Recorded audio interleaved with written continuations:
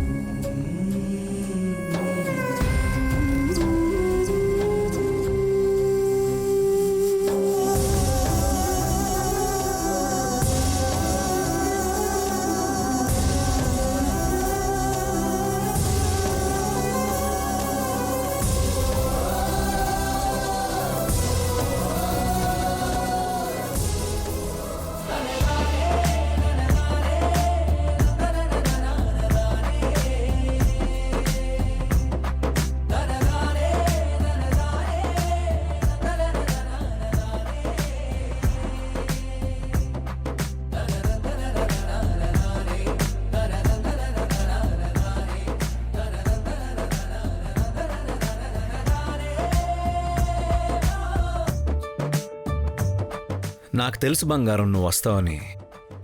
పైకి కాదంటావు అంతే. కానీ నాకిష్టం వచ్చింది చేయకుండా, నా కోసం రాకుండా మాత్రం ఉండలేవు.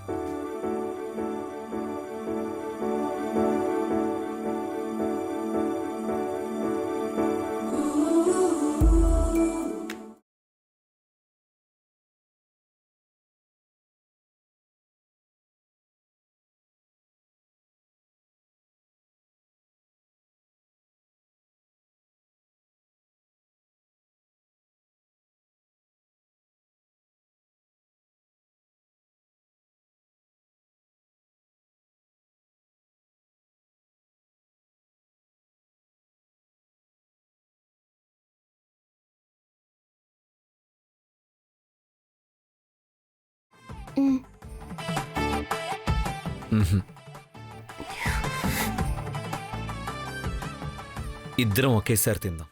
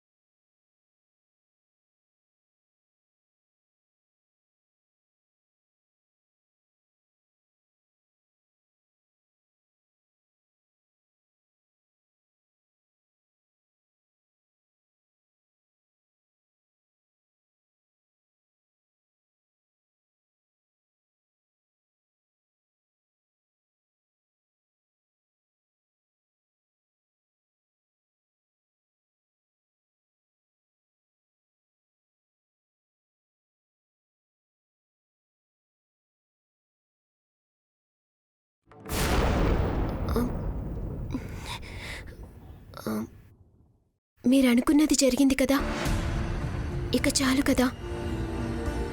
ఇదే ఆఖరిసారి. ఇంకెప్పుడు మీరిలా మొండిపట్టు పట్టకూడదు. ఇంకెప్పుడు మనమిలా ఏకాంతంగా కలవకూడదు. ముఖ్యంగా మీరు నా చెల్లెల భర్త అన్న సంగతి మర్చిపోకూడదు. ఏం మాట్లాడుతున్నావు వైదేహి?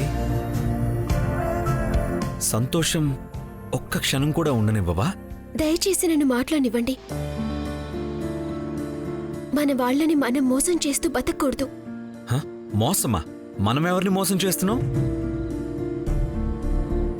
ఇలా ఎవ్వరికీ తెలియకుండా దొంగచాటుగా కలవడం, నా కోసం మీరు తపన పడటం, మీరు బాధపడుతున్నారు కదా అని నేను మనసును చంపుకొని రావటం, ఇవన్నీ మోసాలు కావా?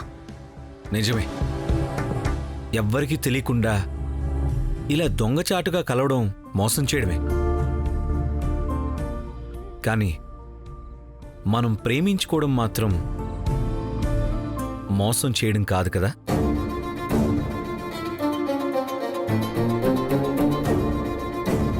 అయితే ఇప్పుడే ఈ విషయాన్ని అందరికీ చెప్పేస్తాను. అప్పుడు అందరికీ తెలిసేలా కలుసుకోవచ్చు.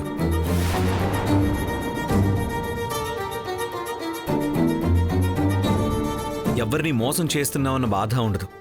ఇప్పుడే చెప్పేస్తాను. ఏమండి? అయ్యో! ఏమండి? అమ్మా అమ్మా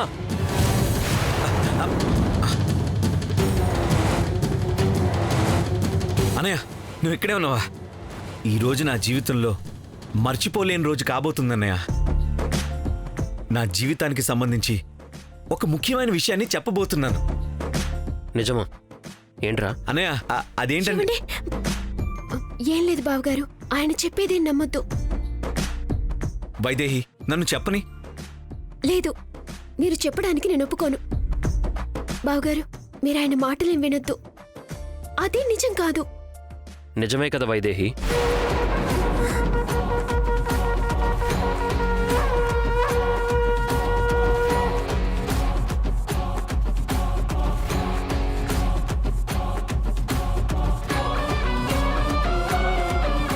కొత్తగా వీడు చెప్పేదేంటి?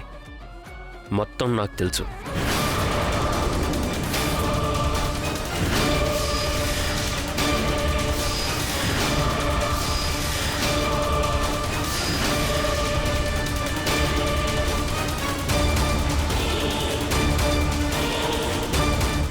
అనయ్య, అది నాకు తెలుసు అంటున్నా కదా. నువ్వు వైదేహి ప్రేమించుకున్నారు.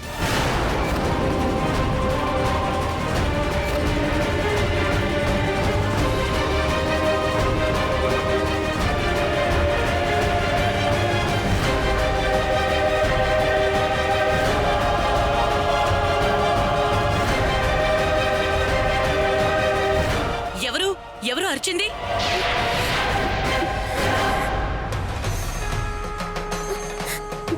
వైదేహి,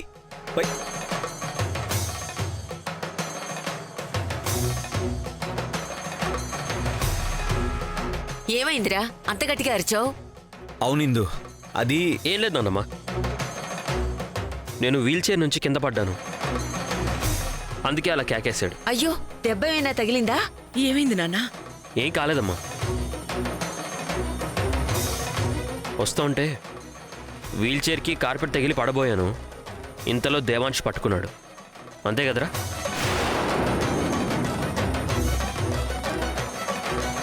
అంతేనా? ఏమీ కాకపోతే అంత గట్టిగా ఎందుకు అరిచినట్టు? కళ్ళ ముందు ఎవరికేం జరిగినా నీలా చలించకుండా ఉండడం అందరికీ సాధ్యం కాదు కదా. అందుకే చిన్నదానికే ఏమైపోయిందోనని కంగారు పడిపోయి అరిచాడు. నిజమే. అసలు నువ్వేం చేస్తున్నావు ఊర్మిళ? భర్తను చూసుకోవాలని తెలీదా? అంజీ, అంజీ, అమ్మగారు, నువ్వెక్కడికి వెళ్ళావురా? క్షమించండి అమ్మా. చిన్నబాబు గారి కోసం ఎవరో వస్తే ఆయనకి గెస్ట్ రూమ్ ఏర్పాటు చేసి వస్తున్నా. సరే సరే, లక్కీ బాబుని లోపలికి తీసుకెళ్ళి. అలాగేనమ్మా. ఇప్పుడే వద్దమ్మా, తమ్ముడితో కొంచెం మాట్లాడాలి. మీరందరూ వెళ్ళి పడుకోండి.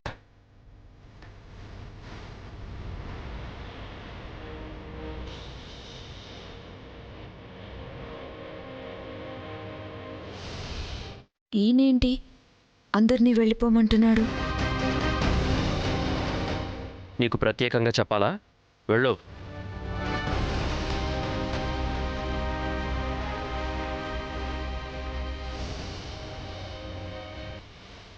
ఎందుకన్నయ్య చెప్పబోతుంటే ఆపేసో?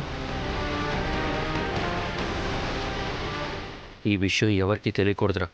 లేదన్నయ్య, ఏం జరిగిందో మీ అందరికీ తెలియాలి. నాకంతా తెలుసు. మొదటిసారి మిమ్మల్ని చూసినప్పుడే అంజీని అడిగానురా, జరిగిందంతా చెప్పాడు.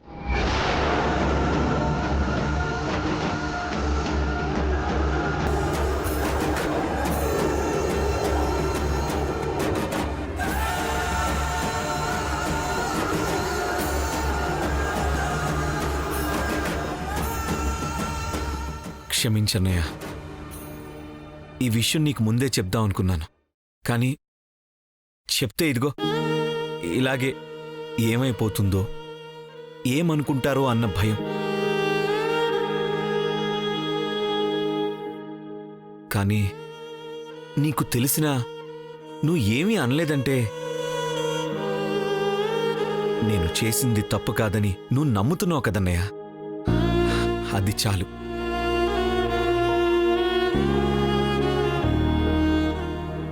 ఇంట్లో అందరికీ నువ్వు అర్థమయ్యేలా చెప్పగలవు. చెప్పలేనురా.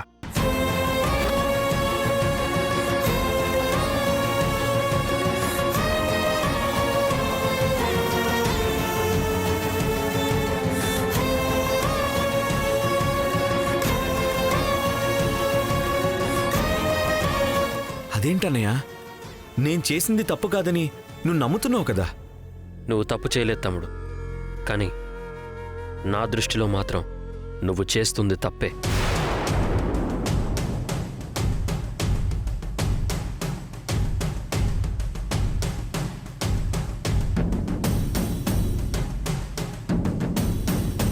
అవునన్నయ్య, తప్పే. నేను వైదేహి కూడా ఇప్పుడు అదే అనుకున్నాం. దొంగలా అంతా చేస్తున్నాం కదా, అది తప్పే. కానీ ఏం చేయను, మా బంధం బయట పెట్టలేనిది అయిపోయిందన్నయ్య.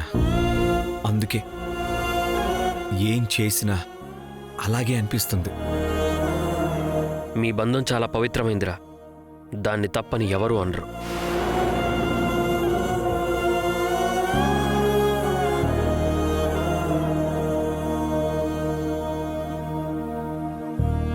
అసలు నీ స్థానంలో ఎవరున్నా సపోర్ట్ చేసి ఉండేవాణ్ణి, కానీ నిన్ను మాత్రం సపోర్ట్ చేయలేను.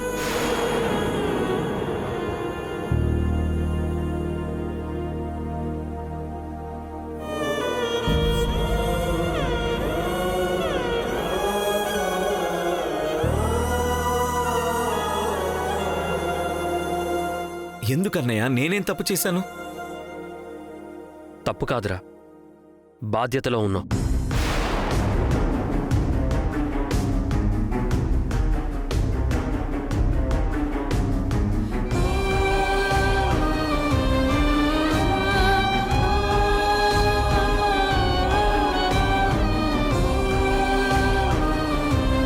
ఇప్పుడు నువ్వు అందరిలాంటి మామూలు మనిషివి కాదురా, అందరినీ శాసించే స్థానంలో ఉన్న రాజ్యాధిపతివి.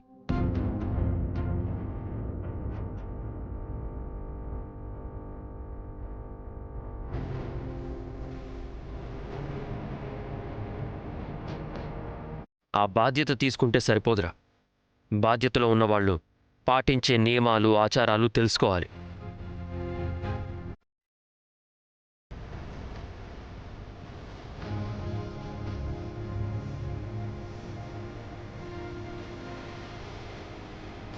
రా చెప్తాను.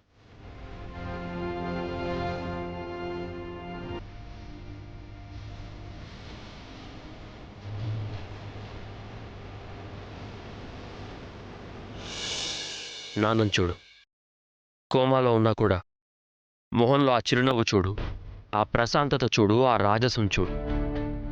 అది ఆయన ఒక్కరికే కాదురా, తరతరాలుగా ఆ పదవిని చేపట్టిన ప్రతి ఒక్కరికి కనిపించేది.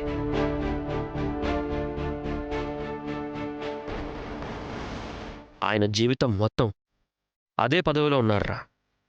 కుటుంబం, ట్రస్టు, ఆలయాలు, ఫ్యాక్టరీలు, అన్ని బాధ్యతలు సరిగ్గా నిర్వర్తించి ఆ పదవికే వన్నె తెచ్చారు.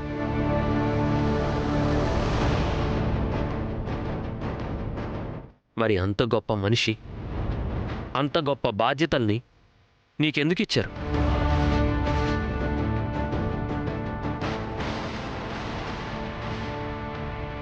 అవి నువ్వు మొయ్యగలవన్న నమ్మకంతో, అంతేగాని నీకు అదృష్టంతో వరించిన పదవి కాదు. అవన్నీ నాకు తెలుసు అన్నయ్య, కానీ నా ప్రేమ గురించి కూడా నీకు తెలుసు కదా. ఇంత చెప్పినా మళ్ళీ ప్రేమంటావేంట్రా? నువ్వు తీసుకున్న పదవి నీ ప్రేమకి, నీ వ్యక్తిగతానికి, అన్నిటికీ అతీతం. ఇప్పుడు నీ జీవితం నీ కలల గురించి, నీ ప్రేమల గురించి, నీ ఊహల గురించి కాదు. అసలు నీ జీవితమే నీది కాదురా.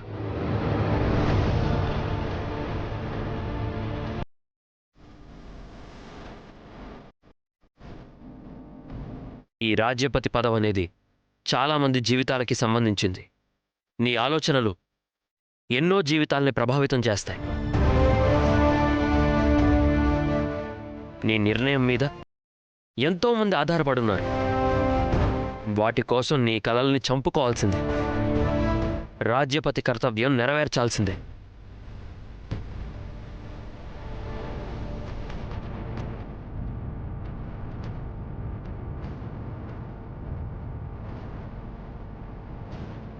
అన్నయ్య, ఆ బాధ్యతలన్నీ నిర్వర్తిస్తానన్నయ్య. అన్ని నియమాలు పాటిస్తాను. ట్రస్ట్ని కూడా బాగా చూసుకుంటాను. ఎక్కడ ఏ లోటు రానివ్వను. కానీ వాటి కోసం నా ప్రేమను మాత్రం చంపుకోమని చెప్పొద్దన్నయ్య.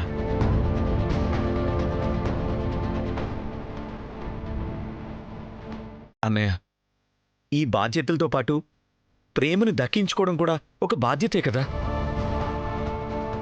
అన్నయ్య, నా ప్రేమని దక్కించుకునే హక్కు నాకు లేదా?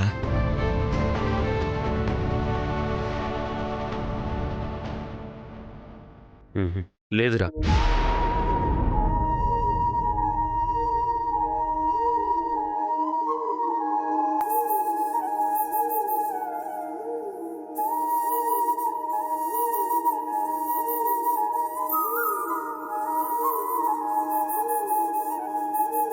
ఎందుకంటే నీ పెళ్లి సియాతో అయిపోయింది.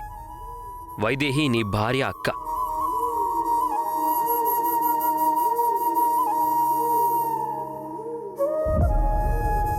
నీ భార్యను వదిలి తన అక్కని వివాహం చేసుకుంటే మన పరువేం కావాలి?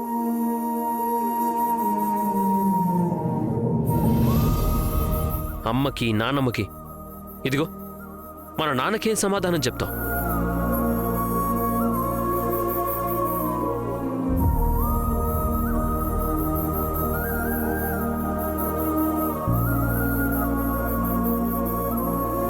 అదే జరిగితే ఈ సమాజం వేసే ప్రశ్నలకి మన కుటుంబం ఏ సమాధానం చెప్తుంది? ఒకసారి ఊహించుకో.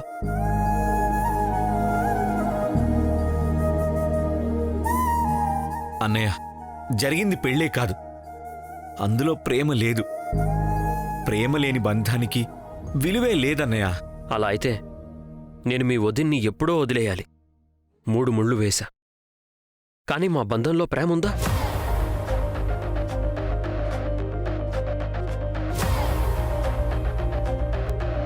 కానీ ఈ సమాజం దృష్టిలో తను నా భార్య, ఈ ఇంటి పెద్ద కోడలు.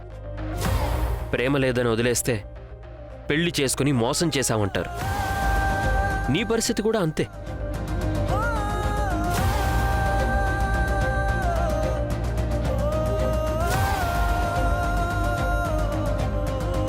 ఇప్పుడు అంత పెద్ద నిందని భరించే పరిస్థితిలో మన కుటుంబం లేదు. నువ్వెన్ని చెప్పినా ప్రేమని దాటి ఆలోచించలేకపోతున్నానన్నయ్య. నా ప్రేమని చంపుకొని నేను బ్రతకలేను.